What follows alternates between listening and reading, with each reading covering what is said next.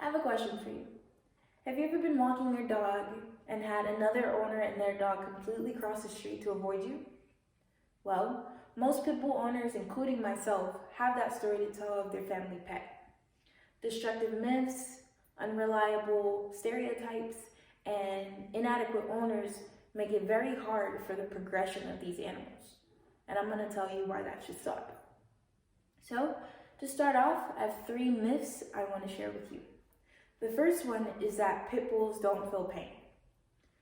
That's untrue because their nervous system is no different than any other dog breed or any other being that has a nervous system. So they feel pain just like you or me. The second myth is that they have locking jaws.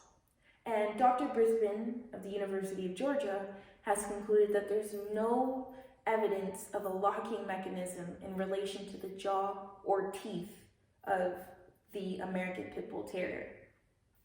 And our last myth is that their brains swell and that causes them to go crazy. But what you didn't know is that the Doberman Pinscher had that label prior, but it didn't stick and it was never proven. So when the Pit Bull became the more aggressive dog, it was passed on to them. But still to this day, it's not true, and it's never been proven. With those myths, there are also some stereotypes that have been detrimental to the background of the Pit Bull, and I have 2 that I want to share with you.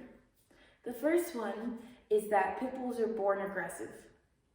That's untrue because they're born a blank slate, just like any other puppy. They're going to be the product of whatever training or lack of training happens in the home. So they are molded by their owners to become whatever they want them to be. So they're not born aggressive, they're made aggressive. And also the American Temperament Test Society has concluded that they're amongst the most temperament dogs tested, and they rank second to the Labrador Retriever. And dogs testing that way are not killing machines. Our second stereotype is that pit bulls bite more people than any other dog breed. That is incorrect because 1, dog bite statistics are very hard to come by due to there being over 20 other breeds that have similar characteristics to the pit bull. Also, it's extremely difficult to determine the breed of a dog based off of the appearance, and that goes for professionals as well. Also, the Center for Disease Control has stated that there's no accurate way to determine how many dogs are in a breed, and consequently, there's no way to determine which dogs are more likely to bite or kill. So, pit bulls shouldn't be at the top of the list because there's no way to accurately determine that. But the number one thing that's most overlooked when dealing with pit bulls and the stigma of pit bulls are the owners. Gang members and criminals adopted the breed of dog for protection, but also in their disgusting blood sport of dog fighting. They're using them as a profit. So once their popularity grew, those owners started breeding their own dogs, and from the time they're born, they're either trained to fight or they become a bait dog.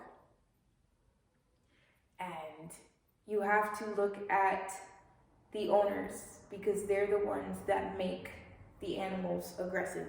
The neglect, abuse, and mistreatment of these animals create the hellish hounds that we are told about.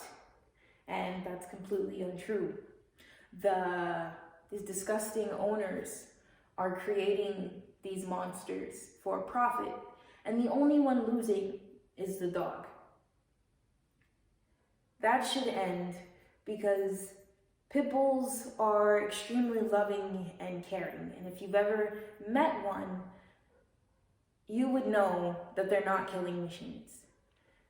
It's painfully clear that all they want to do is love, all they want to do is cuddle, You just get the select few that have been neglected, abused, and trained to fight. Those are the ones you have to look out for, but you also need to look out for set owners.